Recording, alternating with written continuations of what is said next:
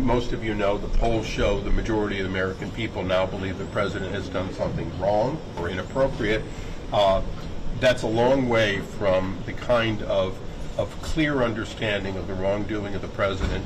And I think we all understand that the fact that he has lied to us or misled us is unfortunate, because it does cause people to believe there's more there, and we have a duty to see if there is more.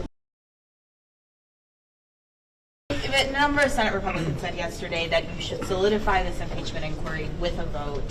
Why have you guys not done that? And is there plans to do that? Was there a discussion about that in conference? Okay. Once there is a vote in the House, we take it to the Senate. I can understand why a senator would like to see it, but if this were a criminal investigation and the president had made statements to the FBI or Department of Justice that were inaccurate the way he had, they probably would be charging him with, perjury or false statements to government, and they would have a case. We don't work on that. Just the fact that we have false statements or even crimes doesn't rise to the question of an impeachment that would survive not just the House but the Senate. We know enough to know the things I said. We know that those are beyond denial, regardless of what the White House said. But we are following the facts where they lead. Remember, we are in a position of relative weakness. We are only the House.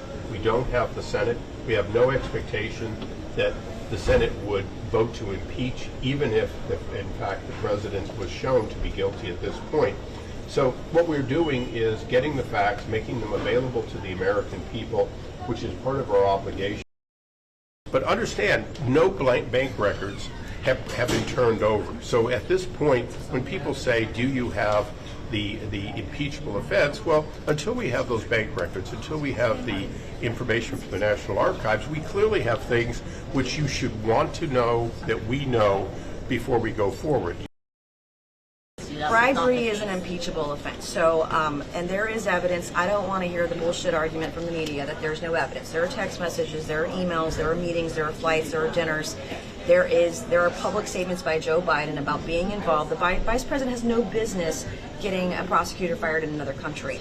And using taxpayer money as part of that scheme, if it's not illegal, it should be. And I believe that we should follow the evidence, we should be deliberate, we should tell the American people the truth, and if the evidence shows that Joe Biden was involved in a bribery scheme, that is one thing. If we exonerate him through the evidence, that's another. But they're not going to give the evidence easily, which is why we're going to have to use the power of subpoena. It seems like a shallow case that, it seems like a cart before the horse.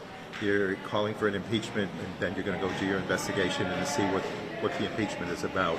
I think most Americans would say that is tremendously awkward and, kind of the unrealistic way to approach a situation. It seems like looking for a reason after you've declared that there's going to be an impeachment. Yeah, it's an inquiry, not an impeachment. And I think some people, the general public, get confused by that. Do you think it is mainly just a word association thing? I think it's trying to build an aura of drama here. And look, we need to get down to the business of running the country, passing a budget, allowing for programs to be funded, and not allowing for a collapse of government, which is being caused now, potentially caused by the MAGA extreme of the majority, the Republican majority in the House.